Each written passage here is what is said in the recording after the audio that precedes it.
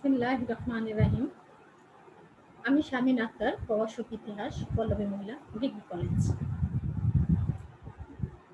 আজকে আমি ডিগ্রি দ্বিতীয় বর্ষের তৃতীয় পত্র পাঠদান করব। তৃতীয় পত্র বাংলার ইতিহাস আজকে তোমাদের আমি পাঠদান করব।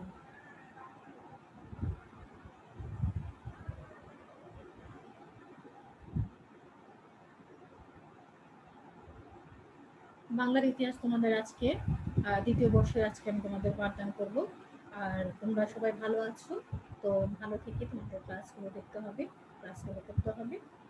তো আজকে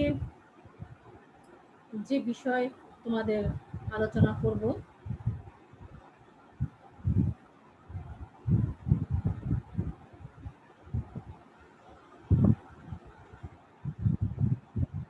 আজকে তোমাদের ডিগ্রি যে দ্বিতীয় বর্ষের যে বিষয়গুলো নিয়ে আমি আজকে আলোচনা করব, আলোচনার বিষয় প্রশ্নগুলো অবশ্যই তোমরা বুঝতে পারছো যে তোমাদের রচনামূলক প্রশ্ন শেষ হয়নি এখনো। তো রচনামূলক প্রশ্ন নিয়ে আজকে তোমাদের মাঝে আলোচনা করতে চাচ্ছি। তো রচনামূলক প্রশ্ন তোমাদের অলরেডি কতগুলো প্রশ্ন আমি তোমাদের পড়িয়ে ফেলেছি। তো আজকে দেখো যে প্রশ্ন নিয়ে আলোচনা করব, এই প্রশ্নটা লিখে দিচ্ছি তোমাদের। দেখো,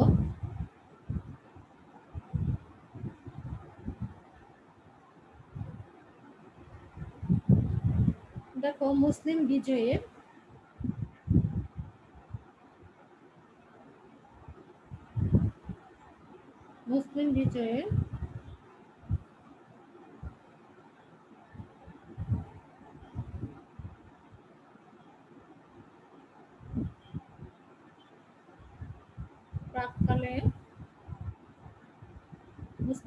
প্রাককালে বাংলার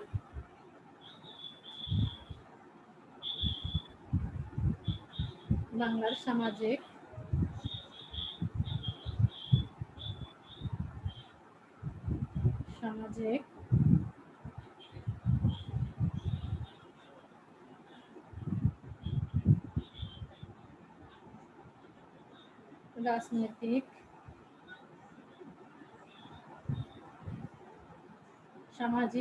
রাজনৈতিক অর্থনৈতিক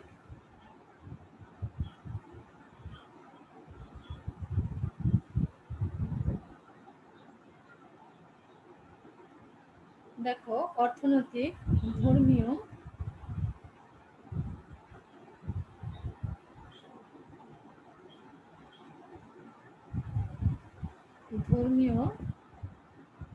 ও সাংস্কৃতিক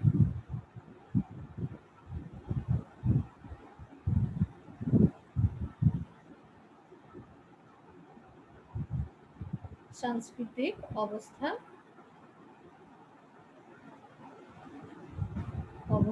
বর্ণনা করো।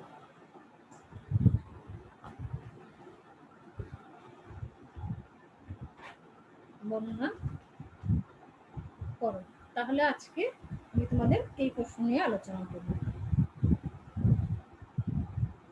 দেখো, এখানে আমরা যে বিষয়টা নিয়ে আলোচনা করব, আজকে আলোচনা বিষয় হচ্ছে মুসলিম বিজয়ের প্রাককালে বাংলার সামাজিক, রাজনৈতিক, অর্থনৈতিক, ধর্মীয় ও সাংস্কৃতিক অবস্থা বর্ণনা করো।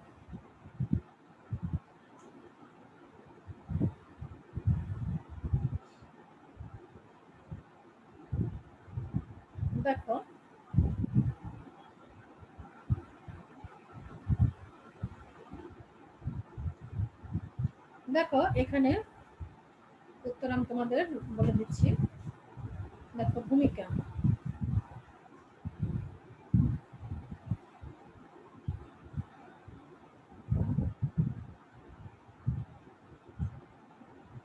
দেখো, এখানে ভূমিকা এইভাবে তোমরা বলতে পারো যে মুসলিম বিজয়ের প্রাককালে এই বাংলার এই রাজনৈতিক, সামাজিক অবস্থা অত্যন্ত কি ছিলেন, শোচনীয় ছিলেন। বাংলা তখন অনেকগুলো ক্ষুদ্র ক্ষুদ্র স্বাধীন রাজ্যে বিভক্ত ছিল এবং রাজ্যগুলোর মধ্যে কোনো একত্রতা ছিল না।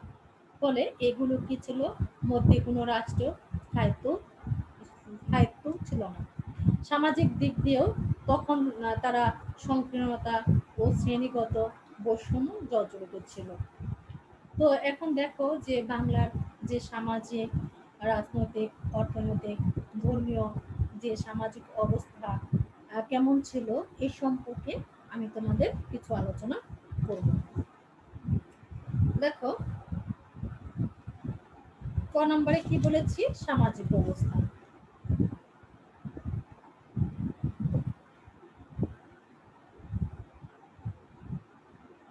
সামাজিক অবস্থা,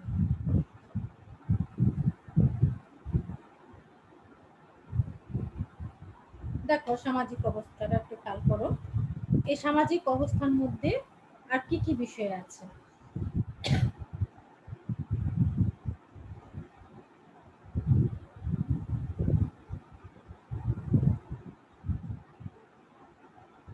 দেখো সামাজিক অবস্থার মধ্যে আছে, এক নম্বর পয়েন্ট দেখো, জাতিভেদের কথা প্রবাহ।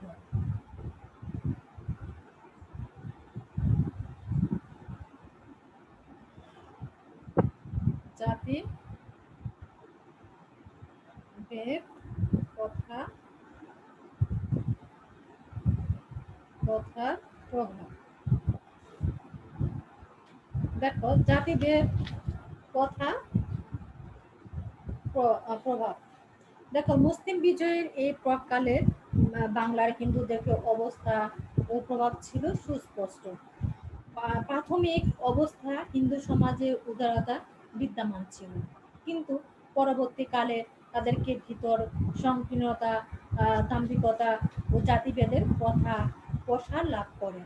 আদি চতুর্থ বর্ণ যথা ব্রাহ্মণ, ক্ষত্রিয়, শূদ্র প্রভৃতি অসংখ্য শ্রেণীতে বিভক্ত করা হয়েছিল। তাহলে আমরা এখানে কিন্তু দেখলাম কয়টা শ্রেণীতে বিভক্ত করা হয়েছে, এই জিনিসগুলো কিন্তু আমরা এখানে পেলাম। এখন আমরা ২ নম্বর পয়েন্টে যাব, যে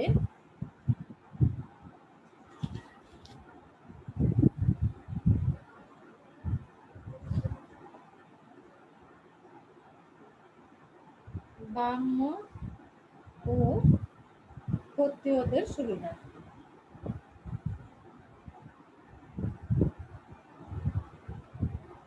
ক্ষত্রিয়দের সুবিধা। এখন দেখো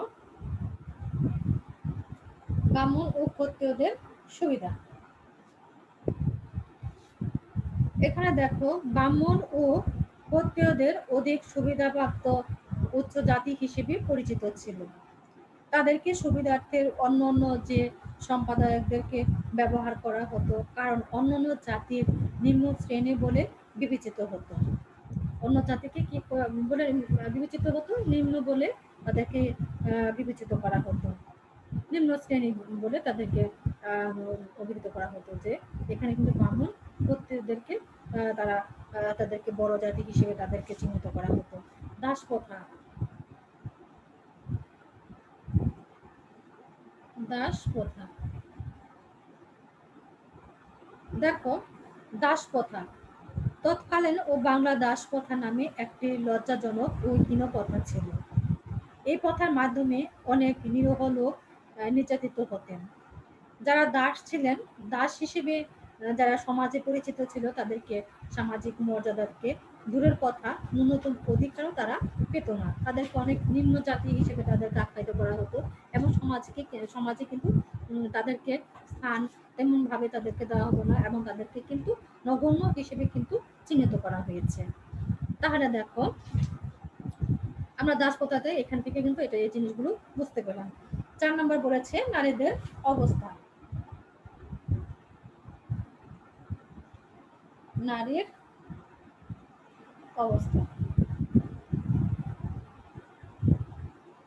দেখো নারীর অবস্থা, বাংলাতে নারীর অবস্থা ছিল বেশ দুর্দশাগ্রস্ত।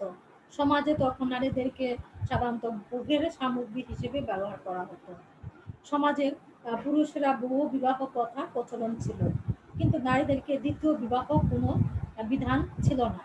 নারীদেরকে সম্পত্তি একটি অংশ ভোগ করার অধিকার দেওয়া হতো। তাহলে দেখো ওই সময় নারীদের অবস্থান কেমন ছিল সে সম্পর্কে কিন্তু আমি তোমাদের জাস্ট একটু করে ধারণা দিয়ে যাচ্ছি। কারণ আমি যদি পুরোটা যদি এখন বিস্তারিত আলোচনা করতে যাই তাহলে আমরা কিন্তু পুরো প্রশ্নটা আলোচনা করে শেষ করতে পারবো না। জাস্ট তোমাদের একটু করে ধারণা দিয়ে দিচ্ছি, যাই ধারণার উপরে তোমরা পুরো জিনিসগুলো বোঝার চেষ্টা করবে। এখন দেখো বর্বরতা।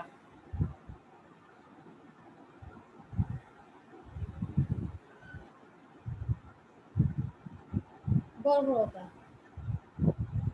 দেখো অনেকগুলো কুকথা বাংলার প্রাধান্য দিয়ে বর্বরতা সৃষ্টি করা হয়েছিল। এগুলোর মধ্যে ছিল নরবলি, কন্যা শিশু সন্তানকে গঙ্গায় জলে বিসর্জন ও সতীদাহ ইত্যাদি। যখন কন্যা সন্তান হতো তারা কি করতো, গঙ্গার জলে ভাসিয়ে দিত। এবং ওই সময় কি ছিল, সতীদাহ প্রথা ছিল। যদি স্বামী মৃত্যুবরণ করতো, ওই স্বামী মৃত্যু বরণ করলে তখন তার সাথে তার স্ত্রীকেও ওখানে তাকে মৃত্যুবরণ করতে হতো। এবং এটা ছিল সতীদাহ প্রথা। ওই সময় একটা কুসংস্কার, একটা কথা ছিল। এই জিনিসগুলো নিয়ে আমরা তোমাদের একটু করে ধারণা তোমাদের দিয়ে দিলাম। তো এই বিষয়গুলো তোমরা একটু সুন্দর করে পড়ার চেষ্টা করবে, যেন পরবর্তীতে যেন ভুল যেন না হয়। তারপর দেখো এটা কি ছিল, সামাজিক অবস্থান ছিল ওই সময়। তারপর আমরা দেখব খ নম্বরে যাব, রাজনৈতিক অবস্থা।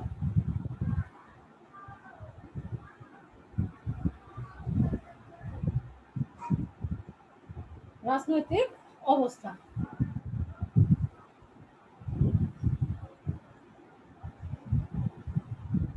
দেখো ওই সময় রাজনৈতিক অবস্থা কেমন ছিল।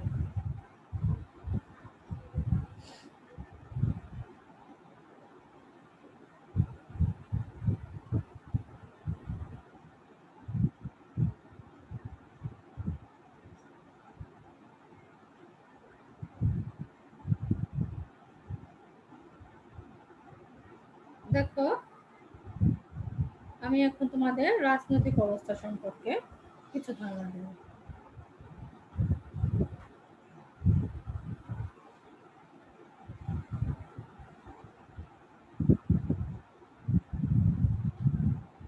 দেখো উত্তর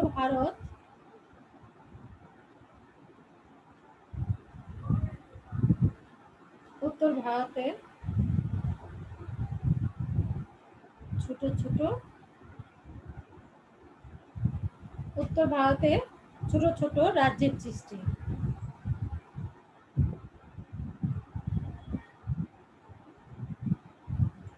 রাজ্যের সৃষ্টি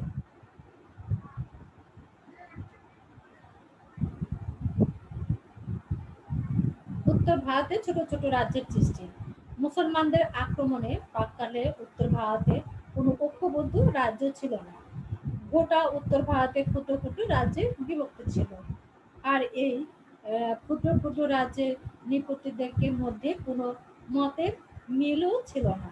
তাহলে উত্তর ভারতে যে ছোট ছোট রাজ্যের সৃষ্টি হয়েছিল এই সম্পর্কে তোমাদের কিছু ধারণা দিলাম। 2 নম্বরে দেখো দাক্ষিণাত্য ক্ষুদ্র ক্ষুদ্র রাজ্যের সৃষ্টি।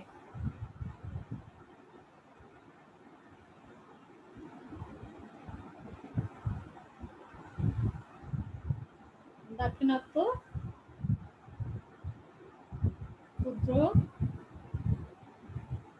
ক্ষুদ্র রাজ্যের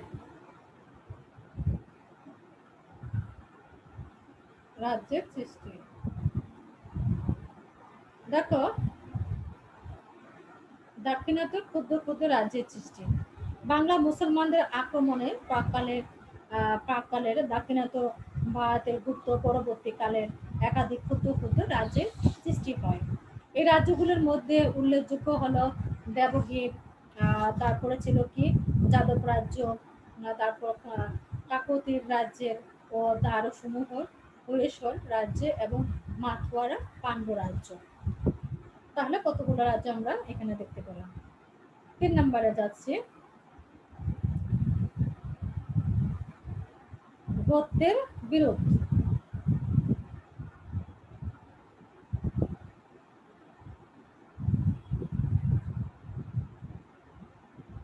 আধিপত্যীয়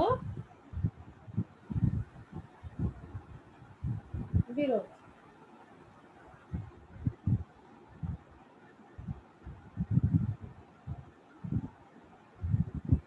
দেখো, গোত্রীয় বিরোধ।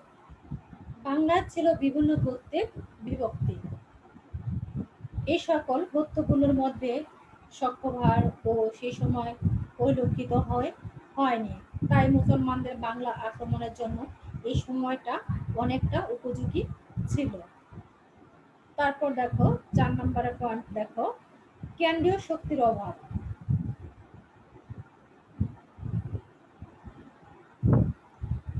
কেন্দ্রীয়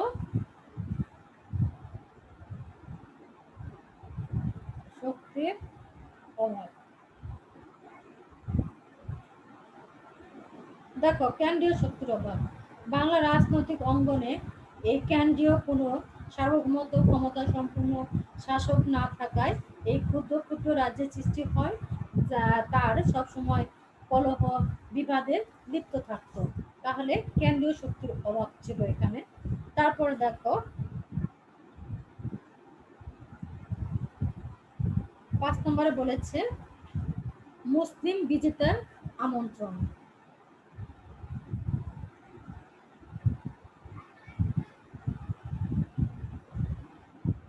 মুসলিম বিজেতাদের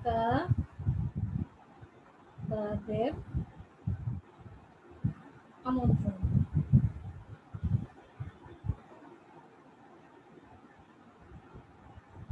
দেখো, মুসলিম বিজেতাদের আমন্ত্রণ। তৎকালীন বাংলার কিছু হিন্দু রাজ্যে তাদেরকে প্রতিদ্বন্দ্ব ও কতিপয় প্রধান রাজ্যের বিরুদ্ধে মুসলিম বিজেতাদেরকে আমন্ত্রণ করেছিল। তাদেরকে পারস্পরিক অনৈক্য ও প্রতিহিংসার পথ সুগম করেছিলেন। তাহলে আমরা এখানে মুসলিম বিজেতার আমন্ত্রণটা দেখতে পেলাম।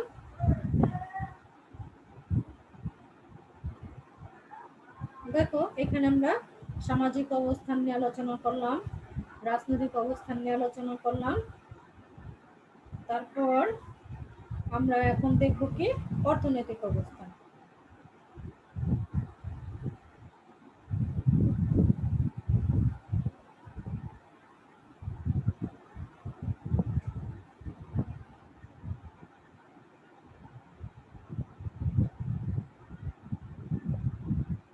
দেখো, এখন অর্থনৈতিক অবস্থানটা কেমন ছিল।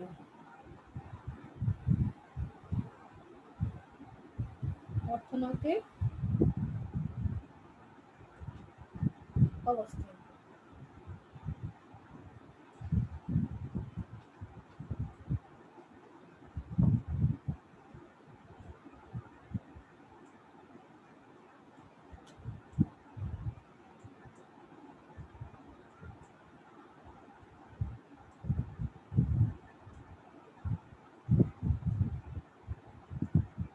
দেখো, অর্থনৈতিক মধ্যে ছিল 1 নম্বর পয়েন্ট লিখে দিচ্ছি,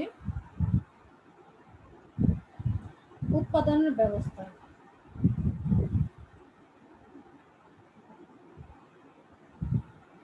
উৎপাদন ব্যবস্থা। দেখো, প্রাচীনকাল থেকে এই বাংলার উৎপাদন ব্যবস্থা ছিল কৃষিভিত্তিক। এই সময়কাল উৎপাদিত ফসলের মধ্যে ছিল ধান, পাট, তুলা, আখ প্রভৃতি।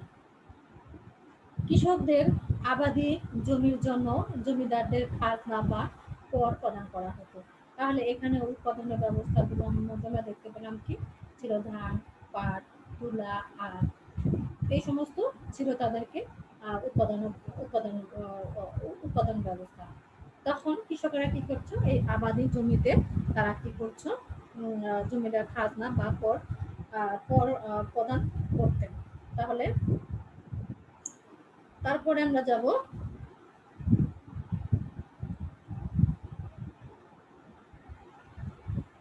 2 নম্বর দেখব শিল্প।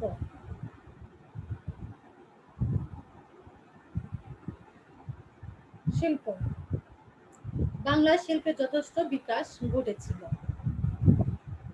বস্ত্র প্রস্তুত ধাতু, কাপাস জাত ধাতু শিল্পের বিকাশ সাধিত হয়েছিল। কুটির শিল্প, মৎস্য শিল্প, চর্ম শিল্প বেশ উন্নতি হয়েছিল। তাহলে শিল্পের মধ্যে কিন্তু আমরা এই জিনিসগুলো দেখতে পেলাম। এখন ৩ নম্বর পয়েন্ট দেখো, ব্যবসা বাণিজ্য। ব্যবসা বাণিজ্য।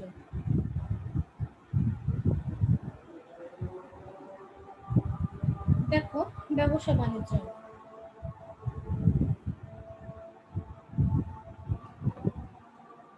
এই,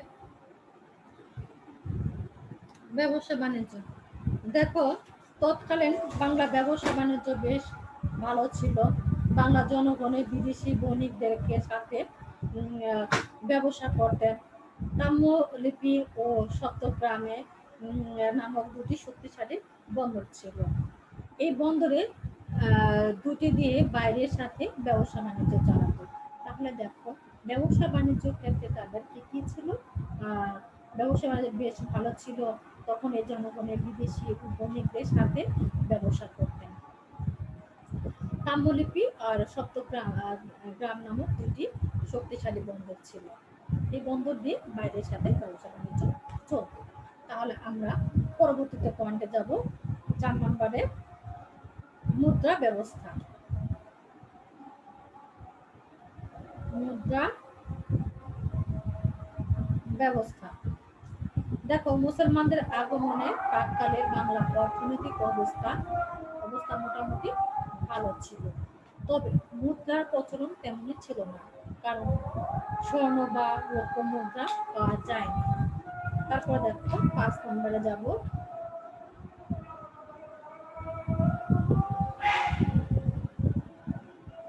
বাংলার প্রাচুর্য।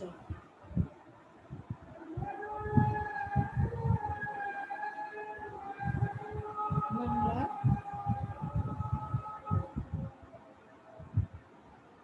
প্রাচুর্য। কৃষির পাশাপাশি শিল্প, ব্যবসা বাণিজ্য বিকাশ সাধিত হওয়ার কারণে সমৃদ্ধশালী অঞ্চলে পরিণত হয়েছিল। এই ঐশ্বর্যের কারণে বিদেশি বণিক বাংলার আগমন করেছিল। তাহলে আমরা এই ৫ নম্বর পয়েন্টটা দেখতে পেলাম।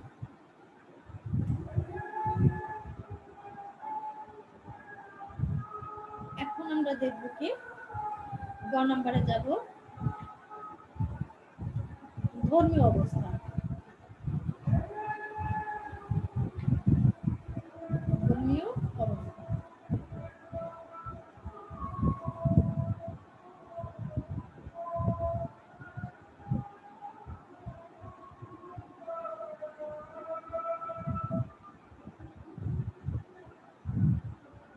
মধ্যে পেলাম আমরা ধর্মীয় অবস্থা দেখব। ধর্মের মধ্যে আছে, ধরো, মুসলিম বিজয়ের পূর্ব বাংলা ধর্মীয় অবস্থা ছিল কিছুটা ভিন্ন ধর্মীয়। এই সমকালীন ও প্রবদ্ধ সমাজ ব্যবস্থা বিশ্বাসী সাম্যবাদীরা আত্মার অস্তিত্ব, মৃত ব্যক্তির প্রতি শ্রদ্ধা নিবেদন প্রভৃতি পূজার প্রচলন ছিল। গুপ্ত শাসনামলে বাংলা হিন্দু ধর্মীয় সংস্কৃতির কিছুটা বিকাশ ঘটেছিল। পাল রাজাদেরকে অহিংসা ধর্মনীতি প্রচলন করেন। সেন শাসকদের পতনের কারণে হিন্দু ধর্মে দক্ষিণাত করার প্রবণতা ছিল বেশি। ফলে অনেকে হিন্দু ধর্মে দীক্ষিত হয়। এখন আমরা পরবর্তীতে পয়েন্টে যাচ্ছি,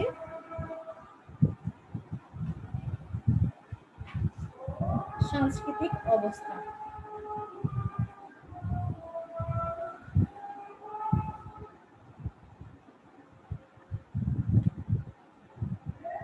সাংস্কৃতিক অবস্থা।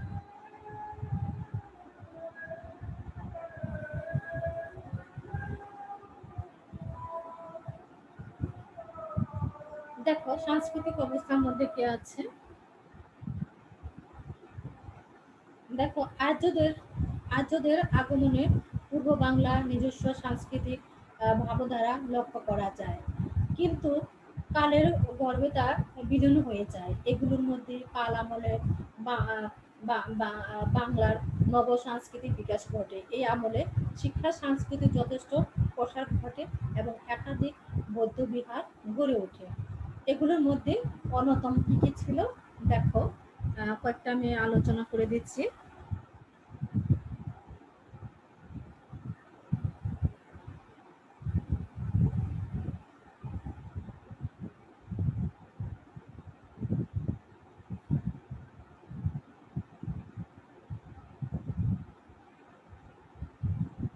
দেখো, বগুড়া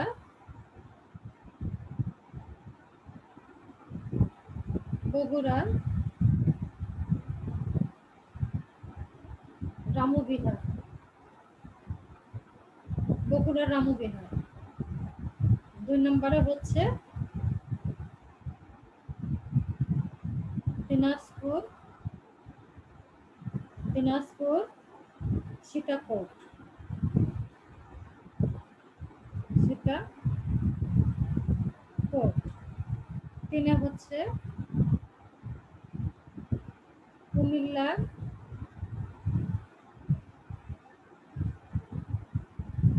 কুমিল্লার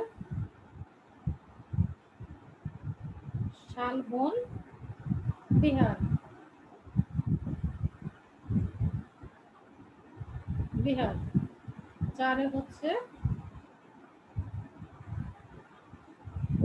হচ্ছে রাজশাহী সোমপুর বিহার, রাজশাহী, রাজশাহীর সোমপুর বিহার।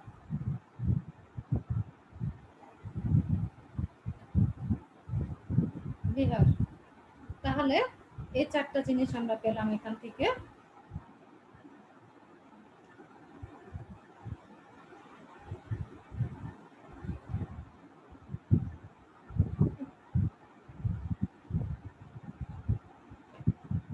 দেখো, এই 4টা থেকে আমরা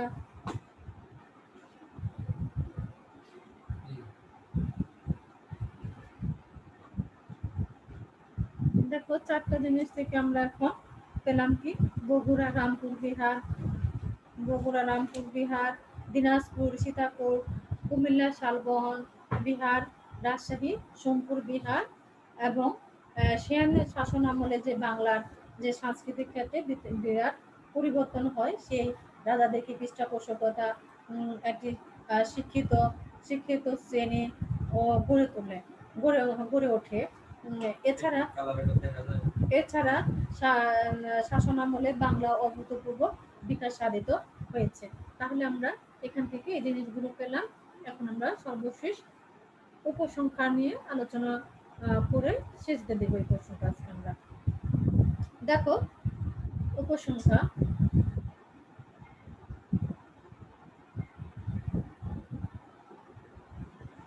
উপসংখ্যাটা তোমরা এইভাবে আলোচনা করতে পারো যে উপরোক্ত আলোচনা এই পরিপ্রেক্ষিতে বলা যায় যে গুপ্তের খলজি এই বাংলার এই আক্রমণে তৎকালে বাংলার যে সামাজিক, রাজনৈতিক, অর্থনৈতিক, এই ধর্মীয়, সাংস্কৃতিক অবস্থা তুলনামূলকভাবে উন্নত থাকলেও অনেক ক্ষেত্রে সমস্যা ছিল। এর কারণে বহিরাক্রমণ সহজ হয়েছিল। তাহলে আমরা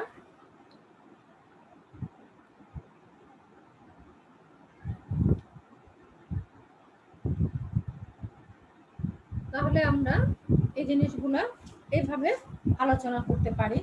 আজকে আমাদের যে বিষয় ছিল, এই আলোচনা বিষয়ে আমি আরেকবার তোমাদের শিরোনামগুলো বলে দিচ্ছি। এই জিনিসগুলো এইভাবে তোমরা পড়ার চেষ্টা করবে। দেখো, মুসলিম বিজয়ের প্রাক্কালে বাংলা সামাজিক, রাজনৈতিক, অর্থনৈতিক, ধর্মীয়, সাংস্কৃতিক অবস্থা বর্ণনা দাও। এখানে আলোচনা করেছি ভূমিকা নিয়ে। তারপর আলোচনা কি করেছি, দেখো সামাজিক অবস্থা ছিল কি, জাতিভেদের কথা, প্রভাব, ব্রাহ্মণ ও ক্ষত্রিয়দের কি সুবিধা, দাস প্রথা, নারীদের অবস্থা, বর্বরতা। তারপর কি আলোচনা করলাম, রাজনৈতিক অবস্থা। রাজনৈতিকের মধ্যে আছে কি, উত্তর ভারতে ছোট ছোট রাজ্য সৃষ্টি, দাক্ষিণাত্যে ক্ষুদ্র ক্ষুদ্র রাজ্যের সৃষ্টি, ভক্তের বিরোধ, কেন্দ্রীয় শক্তির অভাব, মুসলিম বিজেতাদের আমন্ত্রণ। তার পরবর্তীতে আলোচনা করেছি অর্থনৈতিক ব্যবস্থা। এখানে অর্থনৈতিক অবস্থা ছিল উৎপাদন ব্যবস্থা, শিল্প, ব্যবসা বাণিজ্য, মুদ্রা ব্যবস্থা, বাংলার প্রাচুর্য। তারপর আলোচনা করেছি ধর্মীয় অবস্থা। তারপরে কি আলোচনা করলাম? সাংস্কৃতিক অবস্থা। সাংস্কৃতিক অবস্থার মধ্যে ছিল ধরো বগুড়ার রামবিহার, দিনাজপুরের সীতাকোট, কুমিল্লার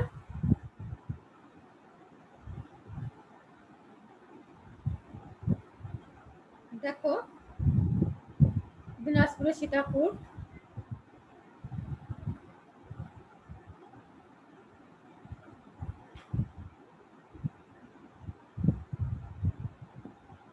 দেখো কুমিল্লা শালবন বিহার, রাজশাহী সোমপুর বিহার। তারপর শেষে উপসংখ্যা আমরা আলোচনা করেছি। তো আজকে আমরা এই প্রশ্নটা নিয়ে আলোচনা করলাম। তোমরা পরবর্তী ক্লাসে এই প্রশ্নটা তোমরা সবাই দেখে ফেলবে এবং পরবর্তীতে আমি অন্য একটা প্রশ্ন নিয়ে আলোচনা করব। আজকে তোমাদের ক্লাস আমি এ পর্যন্ত শেষ করছি। তোমাদের সবাইকে ধন্যবাদ।